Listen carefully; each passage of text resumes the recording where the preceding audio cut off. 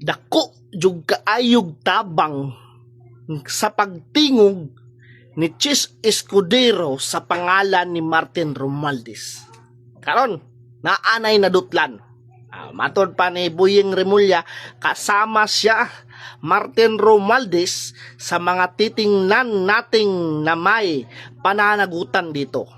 Wala tayong pagtatakpan, wala tayong rito. Ambot lang. Kay kaning si Boyeng Remulla, hilig po ba yanig change the law? Ambot lang, mabalaan ra nato na.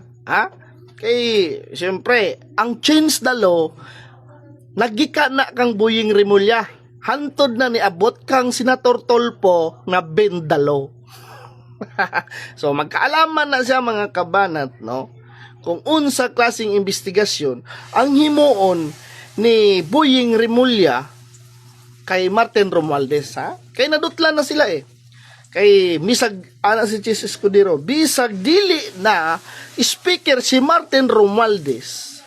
Daghan gyapong nahadlok sa iyang pangalan. Ay, ambot lang, no? Karon mabalaan jud nato ni, Okay. Salamat. DOJ Boyeng Remulla, sa imong investigasyon nga paghahimuon.